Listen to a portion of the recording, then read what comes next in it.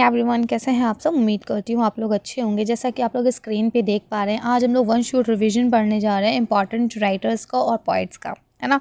यानी जितने भी आपके शोरा और अदबा हैं उनके बारे में हम जानेंगे। वन शॉट रिवीजन है यानी 10th क्लास में जान पहचान में जितने भी आपके शोरा अदबा हैं उन सबको पढ़ेंगे और आपको शॉर्ट ट्रिक भी बताई जाएगी कि एग्ज़ाम में आप किसको कैसे याद रख सकते हैं, है ना। और जो इम्पॉर्टेंट हैं, जो मल्टी टाइम रिपीटेड हैं, ठीक है, तो उनके बारे में भी हम डिस्कस करेंगे कि किसको आपको ज़्यादा अच्छे से पढ़ना है और किसको थोड़ा सा बस सरसरी तौर पर पढ़ना है।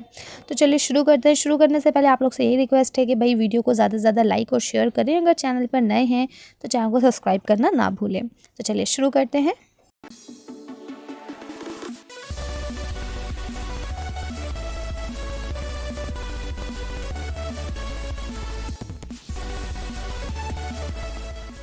तो जैसा कि आप लोग स्क्रीन पे देख पा रहे हैं, यहाँ पे हमने लिख दिए हैं कि सारे इंपॉर्टेंट पोइट्स एंड राइटर्स हैं जो भी आपके सिलेबस में आ रहे हैं वो सारे यहाँ डिस्कस किए गए हैं। पहले तो मैं आपको डिटेल में बताऊंगी, उसके साथ साथ मैं आपको ये भी बताऊंगी कि अगर एग्जाम में लिखने को आएगा तो आप कैसे लिखेंगे। तो देखिए, सबसे पहले आपका जो चैप्टर है हमद, उसके जो पोइट हैं यानी जो शायर हैं उनका क्या नाम है, इस्माइल मेरठी साहब। ठीक है, अब देखिए ये इस्माइल मेरठी कब और कहाँ पैदा हुए हैं, ये यहाँ लिखा हुआ है कि उनकी पैदाइश मेरठ में हुई है। ठीक है, और मेरठ में पैदाइश के बाद उन्हें बचपन से ही लिखने पढ़ने का शौक़ था। ठीक, अपने शौक़ और मोहब्बत की वजह से उन्होंने तरक्की की। ठीक, ये चीज़ें देखिए मैं आपको यहाँ पढ़ाने नहीं बैठी हूँ, क्यों, क्योंकि अब है एग्ज़ाम टाइम और हमें एक वन शॉट बनाना है जिसमें हम लोग पूरे सारे राइटर्स और पोइट्स के बारे में जानेंगे। ठीक बात है, लेकिन बेटा अगर मैं इसको रीड आउट करूँगी तो बहुत टाइम लग जाएगा। ठीक, अब मैं आपको बताती हूँ ट्रिक कि आप कैसे किसी भी शायर के बारे में या किसी भी अदीब के बारे में याद कर सकते हैं और आसानी से पेपर में लिख सकते हैं। सबसे पहले आप इन्हें अच्छे से रीड कर लीजिए, पहला काम तो आपको ये करना ही पड़ेगा। ठीक है, उसके बाद आप कुछ चीज़ें सब में सिमिलर पाएंगे, जैसे कि आपको दिखेगा कि उन्हें बचपन से ही पढ़ने का शौक़ था, शौक़ और मोहब्बत से उन्होंने तरक्की करी। ये हर शायर और अदबा के अंदर आपको देखने को मिल जाएगा। ठीक है, बचपन से ही उन्हें उर्दू और फ़ारसी का शौक़ था, ये हर अदबा में मिल जाएगा आपको देखने के लिए। ठीक है, अब आपको याद कैसे करना है, तो देखिए मैं यहाँ आपको बताती हूँ। सबसे पहले आप क्या याद करेंगे, पैदाइश, कि वो कब और कहाँ पैदा हुए, फिर उनका असल नाम क्या था। ठीक है, तखल्लुस क्या इस्तेमाल करते थे और अगर किसी ने उनको वो तखल्लुस तजवीज़ करने में मदद की है तो वो कौन थे, है ना। तजवीज़ करना मतलब होता है बेटा कि शायद उन्हें किसी ने कहा हो कि भाई आप ये नाम रखिए, ये ज़्यादा अच्छा है।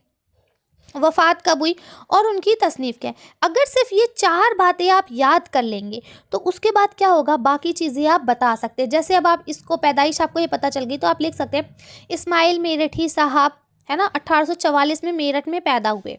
अब देखिए ये एक वर्ड से आपकी पूरी एक लाइन बन गई, है ना।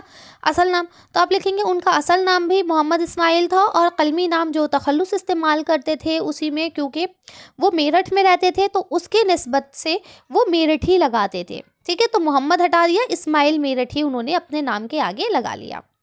आ रही बात समझ में। वफ़ात की बात करें तो फिर आप लिखेंगे कि ये अजीब शायर, है ना, 1917 में इस दुनिया से क्या हो गए, हमेशा के लिए रुखसत हो गए। कहाँ हुई उनकी वफ़ात, मेरठ में हुई। तो देखिए सिर्फ 3 वर्ड से आपने 3 लाइनें बना दी। अब आपको लिखनी कितनी होती है, 5 से 7 लाइनें आपको लिखनी होती है। इसी में आपके 150 वर्ड्स मतलब 50-60 वर्ड्स हो जाते हैं, है ना। तो कहने का मतलब ये, अब देखिए ये आप लिख सकते हैं वो बहुत बड़े शायर थे, है ना, उन्हें पढ़ने लिखने का हमेशा से शौक़ था, घर में पढ़ने का माहौल था, है ना, छोटी छोटी बातों को बहुत आसान ज़बान में वो इस्तेमाल करते हैं। तो गर्ज़ ये कि ये चीज़ें तो आपको सब में मिल जाएंगी, मुहावरों का इस्तेमाल करते हैं। अब उर्दू ज़बान में लिख रहे हैं तो उनको फ़ारसी आना, अरबी आना लाजमी बात है। समझ रहे हैं मैं क्या कहना चाह रही हूँ। तो इस तरह से आप कर सकते हैं। अच्छा, किसी बच्चे ने ये पूछा था, मैम हमें ये बताइए कि अगर हमें किसी शायर का या अदीब का कोई सबक दिया गया है, जैसे कोई नज़्म है या कोई गज़ल है या कोई ऐसे चैप्टर है, तो उसका हम खुलासा कैसे लिखें। तो बेटा देखिए, अब हम जब नेक्स्ट वीडियो आपको बताएंगे ना सारे चैप्टर्स की, तो ये चीज़ हम उसमें ही डिस्कस करेंगे कि आपको किसी सबक का अगर खुलासा दिया जाए तो वो आप कैसे कर सकते हैं। ठीक है, ये आज हमारी पहली वीडियो है, इसमें हम सारे शोरा और अदबा के बारे में जानेंगे। अब जो दूसरी वीडियो आपके लिए आएगी उसमें हम सारे क्वेश्चन आंसर्स, और अगर कोई नज़्म है तो उसका मरकज़ी ख़याल, है ना, कोई गज़ल है तो उसका खुलासा, ठीक है, तशरीह, ये सारी चीज़ें उसमें हम जानेंगे। ठीक है, और एक लास्ट वीडियो आपके लिए आएगी ग्रामर की, उसमें मैं आपको बताऊँगी कि ऐसे और एप्लीकेशन किस तरह से आप लिख सकते हैं। वैसे तो बहुत सारे ऐसे और बहुत सारे एप्लीकेशंस जो भी ऑलमोस्ट पेपर में पूछे जाते हैं सब आपके लिए अपलोड कर दिए गए, अगर नहीं देखें तो आप लोग देख सकते हैं। अब हमारे दूसरे जो है वो है कन्हैया लाल कपूर। ठीक है, सेम वही आपको करना है कि कब और कहाँ पैदा हुए।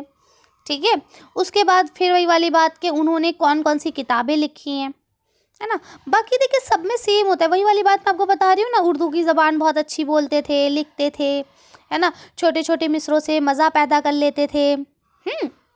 तो ये चीज़ अब देखिए यहाँ मैंने शॉर्ट नोट में आपको बना के दे दिया है, ये देखिए, है ना। पैदाइश कहाँ हुई, असल नाम क्या था, वफ़ात कब हुई, तसनीफ़ में क्या क्या है ना। ख़ास मैदान क्या है इनका, ख़ास मैदान है पैरोडी लिखना। अब पैरोडी कैसे लिखी जाती है, किसी भी बड़े शायर का क्या करते हैं, एक मिसरा उठा लेते हैं, ठीक है, उस पूरे मिसरे पे पूरी कहानी लिख दी जाती है। जैसे इसमें भी अगर आप देखें तो इसमें भी ज़ौक़ का मिसरा उठाया गया है ना। क्या वो बेतकल्लुफ़ी में है, तकलीफ़ सरासर ज़ौक़ करके समथिंग कुछ मिसरा है आपका, है ना। तो उस मिसरे पे ये पूरी कहानी लिखी गई है, इसी को ही कहते हैं पैरोडी लिखना। ठीक है, अगले पे आ जाते हैं। अगला देखिए आपका नज़ीर अकबर आबादी साहब है। देखिए मैं आपको साथ के साथ बताती चलूँगी कि इसमें से इम्पॉर्टेंट कौन है और रिपीटेड कौन है। कन्हैया लाल कपूर या इस्माइल मेरठी ठीक है, आप पढ़ के जाएंगे, ऐसा नहीं है छोड़ के जाएंगे, लेकिन नज़ीर अकबर आबादी ना बहुत टाइम रिपीटेड है ना, मल्टी टाइम रिपीटेड जिसे हम कह सकते हैं। तो इसे आप मोस्ट इम्पॉर्टेंट में कंसीडर करें और इसे अच्छे से पढ़ के जाएं। ठीक है, सेम चीज़ वही है कि कब और कहाँ पैदा हुए, असल नाम क्या था, ये लिख लीजिए।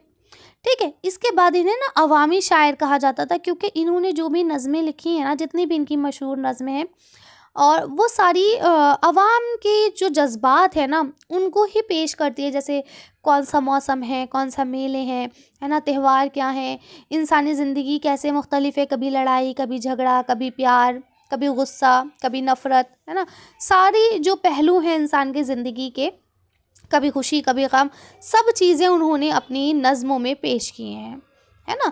तो यहाँ आप देख सकते हैं रोटियाँ बंजारा नामा, मुफलिसी, होली, आदमी नामा, ये सारे कृष्ण कन्हैया का बालपन, तो ये सारी इनकी नज़में हैं इम्पॉर्टेंट। ठीक है, तो सेम देखिए यहाँ पे मैंने इनका भी बता दिया कि आप इसको ऐसे लिखेंगे, कब और कहाँ पैदा हुए। ये आपको क्या करना है, ये आप कॉपी पे नोट डाउन कीजिए और इस हिसाब से याद कीजिए।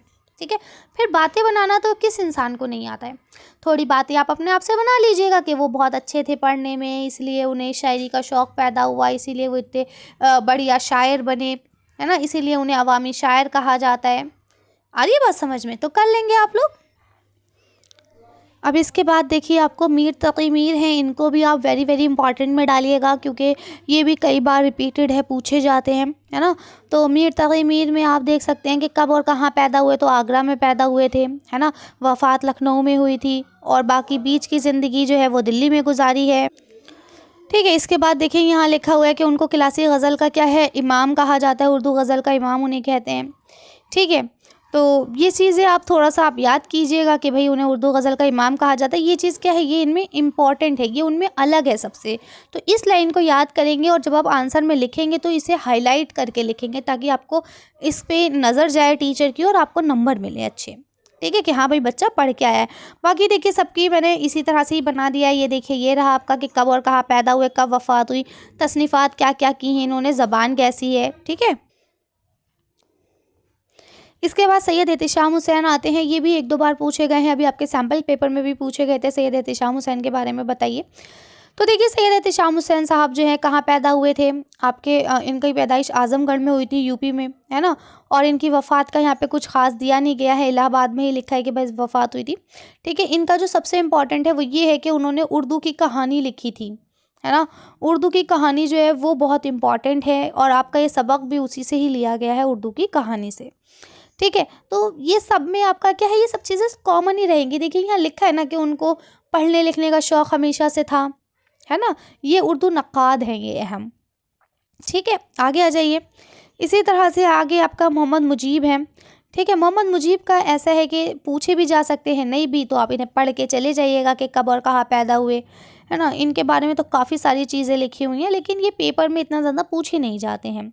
ठीक है, तो यहाँ से आप देख सकते हैं इनके बारे में भी। अच्छा, अब मिर्ज़ा गालिब भी क्या है, बहुत इंपॉर्टेंट है। अब जब आपसे इस तरह के कोई शायर पूछे जाते हैं, जैसे मिर्ज़ा गालिब हो गए या नज़ीर अकबर आबादी हो गए, तो उनके लिए आप कोशिश ये करा करें कि एक आध उनसे शायर जो उनके अशार हैं उनको भी कोट करें, है ना। तो आपको पता है कि गालिब कहाँ पैदा हुए थे, आगरा में पैदा हुए थे, वफ़ात उनकी दिल्ली में हुई थी, है ना। उन्होंने एक दीवान लिखा था, और इसके अलावा ऊद हिंदी और उर्दू मौला 2 उनके खतूत के मजमूए थे। ठीक है, तो ये चीज़ें आप कर सकते हैं। इनका बाकी काम फ़ारसी में भी बहुत ज़्यादा है। अल्लामा इक़बाल, अब देखिए क्योंकि गालिब हैं, इक़बाल हैं, मीर हैं, तो ये सब टक्कर के शायर हैं। इनमें से कोई भी एक पूछा जा सकता है। अब मैं कह दूँ इक़बाल पढ़ लीजिएगा, तो पता चला गालिब पूछ लिए गए। तो इसलिए पढ़ के सारे जाइएगा, है ना? इक़बाल, गालिब, मीर ये सब बराबर के हैं, ठीक है? तो अब देखिए यहाँ इक़बाल, क्योंकि 3 सदियाँ हैं और तीनों अपनी-अपनी सदी के इम्पॉर्टेंट है। एक सदी जो है 1700 वाली, उसमें आपके कौन है? मीर भाई साहब हैं। दूसरी सदी जो है वो किसकी कही जाती है? गालिब की, है ना? 1800 वाली। और 1900 वाली जो सदी है वो किसकी कही जाती है? इक़बाल की। तो इस तरह से ये 3 अपनी सदी के बड़े-बड़े शायर गुज़रे हैं, ठीक है?